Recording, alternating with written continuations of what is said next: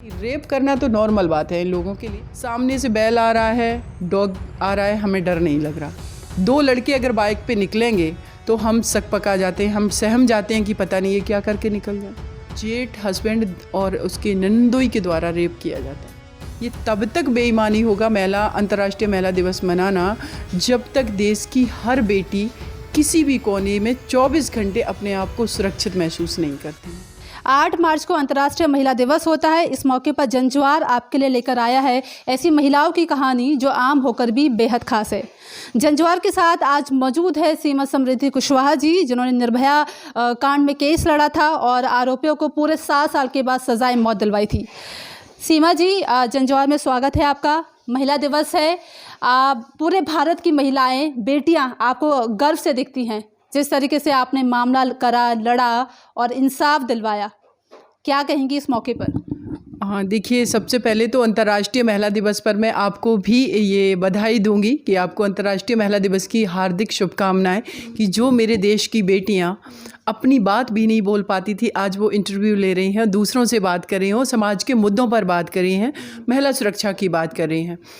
आज के दिन मैं यही कहूँगी देश की बेटियों को और स्पेशली पूरे विश्व के और देश के उन हर जेंडर के लोगों को कि देश की बेटियां भारत का हिस्सा हैं, परिवार का हिस्सा हैं, आपकी जीवन का हिस्सा हैं। तो उनके अधिकारों का कैसे हनन हो गया कि जो आज उनको अलग से अपने हक अधिकार के लिए लड़ना पड़ रहा है, चिल्लाना पड़ रहा है, बोलना पड़ रहा है और एक मुद्दे के रूप में महिला सुरक्षा एक मुद्दे के रूप में आकर के फ्रंट पर ये लोग, बहुत सारे लोग काम कर रहे हैं। तो आखिर ऐसी क्या परिस्थितियां आ गई हैं? तो एज ए ह्यूमन बीइंग मैं ये ही कहूँगी कि अंतर्राष्ट्रीय महिला दिवस जो है वो आगे आने वाले भविष्य में ना मनाना पड़ेगा। घर में क्या आपकी स्थिति है? क्योंकि बाहर आप कैसे हैं वो सबको पता है और आप बहुत खास है, लेकिन जब घर के अंदर हैं कैसे आप अपने परिवार को संभालती है? क्या वही गुस्सा आप निजी ज़िंदगी में भी कायम रखती हैं, बरकरार रखती हैं? देखिए, घर में क्या है कि रिश्ते जो होते हैं वो बहुत डिफरेंट होते हैं। आपका प्रोफेशन जो है, हमारा प्रोफेशन वकालत है। अगर एक्चुअल में वकालत की हर चीज़ लॉजिकल अगर हम घर में बात करेंगे, चाहे अपनी मदर के साथ, अपने भाइयों, अपनी सिस्टर, अपनी ब्रदर, अपनी mother in law, sister in law, सबके साथ अगर वैसा व्यवहार करेंगे तो मुझे लगता है कि शायद वो रिश्ते हमारे आगे नहीं चल पाएंगे। और घर में भी गलत चीज़ों को मैं नहीं बर्दाश्त करती हूँ, क्योंकि मेरा अपना मानना है कि अगर हमने अपने घर में जो चीज़ें सोसाइटी में जाकर के वो गलत करेंगी, उनको तो हमें घर से ही अपोज करना चाहिए, जो कि मैंने बचपन से किया। मेरे परिवार के अंदर बेटियां, हमारी अदर जो 3 सिस्टर थी, उनको नहीं पढ़ाया गया। मैंने घर में लड़ाई की अपने फादर से, अपने ब्रदर से कि मुझे पढ़ना है, तो सही के लिए मैं घर में भी स्टैंड लेती हूँ। जैसे मेरे साथ नहीं पढ़ाया जा रहा था तो मैंने लड़ाई की सबसे और मैं पढ़ी भी आगे। बाद में 8th क्लास के बाद अगर मैं अपनी खुद की बात करूं, जनवरी की, तो मैं 8th क्लास के बाद मेरे गांव में कभी किसी लड़की को पढ़ने का मौका नहीं दिया गया। तो मुझे तो आगे बढ़ना था, पढ़ना था। अंदर तो झांसी की रानी एक उबाल मार रही है कि मैं उनसे कम नहीं हूँ, और जहाँ पर 8th क्लास के बाद पढ़ाना ही नहीं तो मैं कैसे प्रूव करूँगी, कैसे किसी के लिए स्टैंड लूँगी? तो जब नहीं पढ़ाया गया तो मैंने घर में अपने पेरेंट्स से भी झगड़ा किया, भाइयों से भी झगड़ा किया, और एक छोटी सी पंचायत बैठी, डिसीजन हुआ कि अब नहीं, लड़की जिद कर रही है तो बाहर पढ़ने भेजना है। तो जब मैं 10th और 12th क्लास में मैंने स्टडी किया अपनी, तो करीब 3 किलोमीटर मेरा स्कूल दूर था। रोड पर रास्ते में जा रही हूँ तो लड़के छेड़ रहे हैं वहाँ पर, तो उन लड़कों को मैंने पीटा भी और अपोज भी किया, गुस्सा भी किया, चिल्लाई भी, लड़ी भी। फिर आगे जब मुझे ग्रेजुएशन करनी थी, फादर की तबीयत ख़राब रहने लगी, घर में भाइयों ने मना कर दिया पढ़ाने के लिए, तो मैं कैसे आगे अपनी स्टडी कंटिन्यू करती? तो मेरे पास कुछ ज्वेलरी थी, हमारी अपनी पैर की पायल थी, कानों की सोने की गोल्ड की बालियाँ थी, वो मैंने बेच दी अपने एडमिशन के लिए। और मुझे लगता था कि पढ़ाई के बिना मेरी ज़िंदगी का कोई मतलब नहीं है। जब बाद में ये आया कि मुझे अब एडवोकेट बनना है, तो वहाँ सबसे बड़ी समस्या ये आ गई कि एडवोकेट बनने के लिए तो मुझे कानपुर जाना है या आगरा। तो जिस बेटी को घर से थोड़ी दूर नहीं निकाला गया, गांव से बाहर नहीं निकलने की परमिशन थी, उसको शहर में कोई कैसे भेजेगा? तो मेरी दोस्त एक रिंकी गुप्ता थी, उससे मैंने रिक्वेस्ट करके पैसे लिए फॉर्म भरने के लिए, एंट्रेंस फॉर्म, और वो मैंने एंट्रेंस फॉर्म भरा। चुपके से वो उस एग्ज़ाम को मैं देने गई, एंट्रेंस एग्ज़ाम। मेरिट में मेरा नंबर आया तो मेरे शहर में ही दीदी और जीजा जी रहते हैं। फ़र्स्ट एडमिशन की फ़ी जो LLB फर्स्ट ईयर की उन्होंने मुझे दी, तो एडमिशन हो गया। लेकिन स्टडी कैसे कंटिन्यू करूं, और पैसे भी नहीं थे। तो मैं कानपुर जब गई, एडमिशन हो गया, तो वहाँ मैंने लोकल न्यूज़पेपर में काम करना, मैगजीन में शुरू किया। वहाँ से मुझे 2000 रुपये मंथली मिलते थे। एक गवर्नमेंट हॉस्पिटल में रहना, हॉस्टल में रहना शुरू किया। कभी कभी ये सिचुएशन होती थी मेरे पास खाने को भी पैसे नहीं होते थे। तब तक ये था कि मेरा धीरे धीरे लॉ कंप्लीट हो रहा था। इधर मैं MA मैं प्राइवेट कर रही थी। मास कम्युनिकेशन जर्नलिज्म भी मैंने किया, क्योंकि मैं पत्रकारिता कर रही थी, मीडिया में थी। तो मुझे लगा कि इस फील्ड में अगर हम थोड़ा वर्क करेंगे, क्योंकि वकालत में बहुत लंबे टाइम के बाद आपकी अर्निंग शुरू होती है। अगर आप ख़ानदानी परिवार जो आपका वकील नहीं है, एडवोकेट नहीं है, तो बड़ी मुश्किल वहाँ पर होती है। तो मेरे लिए भी वो डिफ़िकल्टीज़ आने ही वाली थी, और आई भी, क्योंकि मैंने कुछ टाइम के लिए कानपुर में वकालत शुरू की जिला न्यायालय में। तो मैंने वहाँ नोटिस किया कि गर्ल्स के लिए अदालतों में भी उनके फेवर वाला माहौल नहीं है। हम ये बोले कि देश में हम समानता का अधिकार देख रहे हैं, बल्कि हमें भागीदारी भी वही उतनी नहीं मिलती है जितनी मर्दों को मिलती है। देखिए, भागीदारी बहुत अभी दूर की बात है। अभी तो हमारे अपनी चॉइसेस, हमारी अपनी चीज़ें, या हमें एज ए ह्यूमन बीइंग भी एक्सेप्ट नहीं किया गया। भागीदारी लड़ाई बहुत बाद की लड़ाई है, क्योंकि एज ए ह्यूमन बीइंग हमें अगर हम डिस्कस करें तो आप सोचिए कि एक घर में बेटा और बेटी दोनों हैं। उसमें बेटे को वो सारा डेवलपमेंट उसकी पर्सनालिटी का कैसे हो, उसके लिए उसको बाहर भेजा जा रहा है, उसको एक्सपोजर मिल रहा है, स्पोर्ट्स खेल रहा है, जिम जा रहा है, अपने दोस्तों के साथ घूम रहा है, राजनीतिक पार्टियों में भागीदारी कर रहा है। लेकिन बेटियां क्या कर रही हैं, घर के अंदर अगर वो ज़्यादा से ज़्यादा स्कूल जा रही हैं, आकर के अपने कमरे में बैठ कर के किताबें पढ़ रही हैं, और 7 बजे की बाद ऐसे लगता है कि पता नहीं हम किस तरीके के, हम फीमेल एक जेंडर ऐसा क्या है कि नेचर ने तो बहुत अच्छा बनाया हर चीज़, और इनके लिए हम ऐसे क्या व्यक्तित्व बन गए कि इनको 4-7 बजे के बाद घर में अंदर रहने के लिए मजबूर कर दिया गया। ये कोई ऐसा नहीं है कि ये नेचर की तरफ से प्रॉब्लम क्रिएट की गई है फीमेल के लिए कि 7 o'clock के बाद आप बाहर नहीं निकलोगे। ये तो सोसाइटी ने ही किया है ना, पैट्रियोटिक सिस्टम ने ही किया है। तो ये भागीदारी अभी दूर की बात है। पहले तो हमें रोड पर 7 बजे के बाद भी फ्री घूम सकें, सुरक्षित घूम सकें, ये हमारी बेसिक लड़ाई है। हम अपने घरों में स्टैंड ले सकें।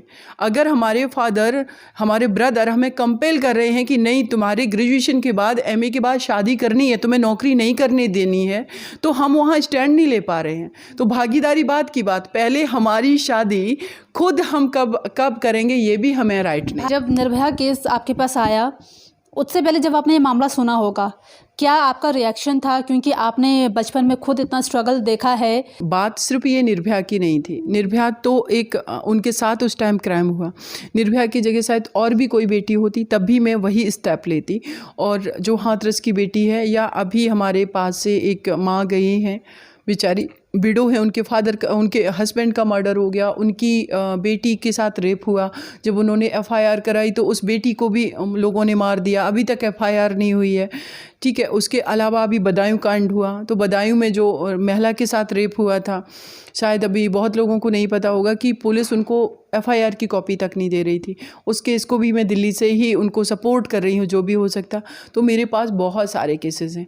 ये निर्भया के साथ क्राइम हुआ तो उस बेटी को तो जस्टिस मुझे दिलाना ही था, क्योंकि जब उनके पेरेंट्स के साथ में अटैच हो गई, उनसे बातचीत करने लगी, और उनका, निर्भया का, मैंने पहली बार उनके घर में जा कर के उनका फ़ोटो देखा, तो मैं घंटों देखती रही मैं उस कमरे में, और इतना सवाल कि इस बेटी की गलती क्या थी। और इस बेटी की गलती नहीं थी, इसके साथ ही ये क्राइम हुआ, और भी तो बेटियां हैं, ऐसे तो आप बेटियों को आगे बढ़ने ही नहीं दोगे। और जब ये 20 मार्च को केस डिसाइड हुआ, इस केस के दौरान मैं कहीं ना कहीं निर्भया को मैं ऐसे महसूस करने लगी थी कि मेरी अपनी खुद की छोटी सिस्टर है। तो मुझे बहुत तकलीफ़ होती थी, उनके सामने, फ़ोटो के सामने खड़े होकर के मैं रो भी जाती थी कभी कभी, क्योंकि उनकी चार्जशीट जो है वो कोई भी पढ़ेगा वो रोएगा, इतनी दर्दनाक। वो बेटी जीना चाहती थी। 20 तारीख को जब हैंगिंग हुई तो मैं ज्योति के फ़ोटो के सामने गई और मैंने उनसे कहा कि जो मैंने प्रॉमिस किया था आज मैंने उसको पूरा किया। फांसी की सज़ा के हम बहुत ज़्यादा फेवर में नहीं हैं, लेकिन जो रेयरेस्ट ऑफ रेयर मैटर है उसमें तो भारत में अभी वो माहौल नहीं है सोसाइटी के अंदर कि डेथ सेंटेंस को अबॉलिश किया जाए। लेकिन कमियां अभी भी बहुत ज़्यादा हैं। ये तब तक बेईमानी होगा अंतर्राष्ट्रीय महिला दिवस मनाना जब तक देश की हर बेटी किसी भी कोने में 24 घंटे अपने आप को सुरक्षित महसूस नहीं करती है। निर्भया के साथ बस में रेप किया गया, दिशा रेड्डी जो है, आपने देखा कि रात में बस एक बेटी आ रही है, वो जो 4 लड़के जिन्होंने रेप किया था, क्या इन लड़कों का ये माइंडसेट ऐसा कहाँ से रहा है? क्या वो ये भी तो सोच सकते थे कि ये रात का इतना समय हो गया, कोई जानवर आकर के परेशान ना कर दे इस बेटी को, तो क्यों ना हम इसको सुरक्षित इसके घर तक पहुंचा दें। जब तक ये सोच हमारे यूथ में नहीं आएगी तब तक बहुत मुश्किल है कि हमारे देश की बेटियां सुरक्षित होंगी, क्योंकि अवसर समझ लेते हैं एक अकेली बेटी को देख करके। और मैं तो हमेशा कहती हूँ कि जब मैं रोड पर 10-12 बजे रात को निकलती हूँ, दिल्ली की बात कर रही हूँ, सामने से बैल आ रहा है, डॉग आ रहा है, हमें डर नहीं लग रहा। 2 लड़के अगर बाइक पे निकलेंगे तो हम सकपका जाते हैं, हम सहम जाते हैं कि पता नहीं ये क्या करके निकल जाए।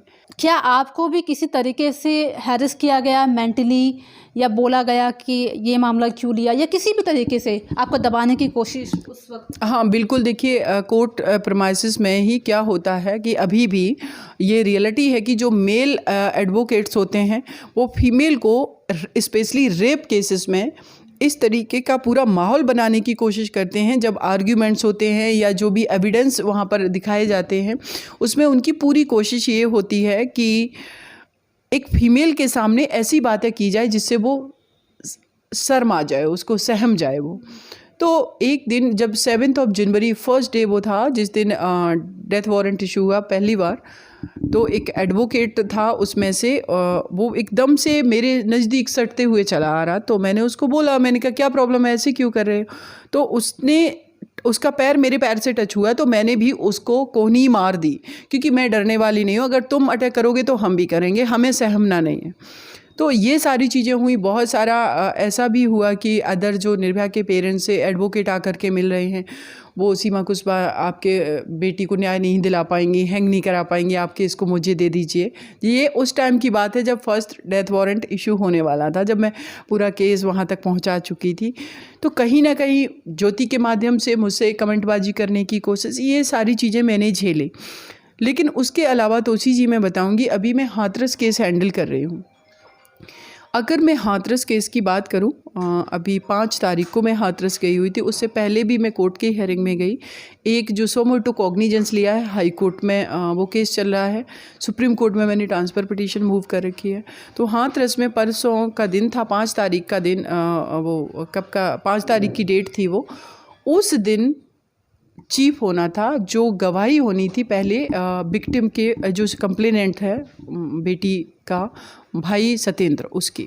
तो जब ये शुरू हुआ वहाँ पर, तो इस तरीके से कोर्ट में पूरा माहौल बनाया गया कि वकील वहाँ पर, जो अपोजिट पार्टी के वकील थे, वो शराब पी करके आ रहे हैं और कह रहे हैं सीमा कुशवाहा को तो अधिकार नहीं है ये केस लड़ने का, क्योंकि ये तो प्रोसिक्यूशन का मैटर है। तो मैंने उनको बताया कि आधी अधूरी जानकारी के साथ क्यों आते हैं, पूरी जानकारी पहले हासिल करके आओ कि SC/ST एक्ट में ये प्रोविज़न है कि प्राइवेट लॉयर विक्टिम फैमिली अपना कर सकती है, और उसी तरीके से मैं केस फाइट करी।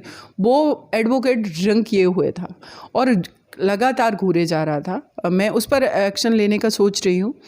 उसके बाद उसको जज साहब ने भगाया, क्योंकि जज साहब भी नहीं समझ पा रहे थे कि वो ड्रिंक किए हुए, मुझे भी पता चला। लेकिन वो जिस तरीके से बिहेव कर रहा था, उससे मुझे लग रहा था कि ये नॉर्मल तरीके से ये इसका बिहेव नहीं है। तो ये पूरा माहौल अभी भी हाथरस वाले केस में मेरे साथ हुआ। उसके बाद मैंने नोटिस किया वहाँ पर कि जो बेटी थी उसकी, क्योंकि एविडेंस है, वो पेंटी रखी गई वहाँ पे, एग्जामिन किया जा रहा था कि ये एविडेंसेस है। तो अपोजिट पार्टी का वकील उसको, CBI के वकील को इस तरीके से बोला, हाँ इसको अच्छे से नंबरिंग इसकी कीजिएगा ना, इसका बहुत ज़रूरी, आप समझ रहे होंगे। मतलब इस हद तक गिरे हुए भी लोग हैं जो कोर्ट प्रमाइसिस में खड़े होकर के इस तरीके की घटिया बातें करते हैं और कहते हैं हाँ केस में बहुत इंटरेस्ट आ रहा है। तो मैंने कहा कि टच वुड की ऐसे केस में किसी को इंटरेस्ट ना आए, इतना तो सेंसिबल, इतना तो मोरल होना ही चाहिए पर्सन को। तो इस तरीके की चीज़ें हैं। वहाँ पर हमारे साथ करीब 7-8 जो भी कलीग्स थे गए हुए थे। एक बेटी है वो पंजाब की है, एडवोकेट, वो मेरे साथ इंटर्नशिप कर रही है। तो इन सबको इनकी जान तक खतरे में हम लोगों की आ जाती है ऐसे केसेस को फाइट करते हुए। धमकियाँ मिलती हैं। एक SHO है उत्तर प्रदेश का, दरोगा, उसने एक बेटी के साथ रेप किया। उसका केस जब मैं हैंडल कर रही हूँ तो उसका कहना है कि देख लूँगा तेरी वकील को भी, क्या मुझे फांसी दिला लेगी। रेप करना तो नॉर्मल बात है इन लोगों के लिए। तो उसी माइंडसेट से ये लोग कोर्ट प्रेमाइसेस में भी खड़े होते हैं। तो ये सारे इशूज़ रहते हैं। लेकिन तोसी जी ये क्लियर कर दूँ कि अगर अंतर्राष्ट्रीय महिला दिवस मनाया जा रहा है तो महिलाओं की एग्जिस्टेंस तो है, हमें किसी से डरना नहीं है। एक लाइफ मिली है, ज्योति को जस्टिस दिलाया और बेटियों के लिए फ़ाइट करते करते मरना मंजूर करूंगी, लेकिन इनसे डरना मंजूर नहीं करूंगी। तो मर्दों की इस दुनिया में महिलाएं आज भी अपना वजूद तलाश रही है। और जंजवार से खास बातचीत की थी सीमा समृद्धि कुशवाहा जी के साथ, जिन्होंने जिस तरीके से देश की महिलाओं के लिए एक गर्व की जो एक मुहिम है वो चलाई है। कैसे महिलाओं को भी जीने का अधिकार है, रात के समय बाहर निकलने का अधिकार है, कुछ भी पहनने का अधिकार है।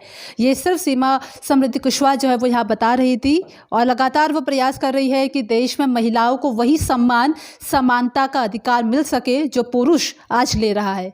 जंजवार से तोशी मंदोला की रिपोर्ट, नई दिल्ली।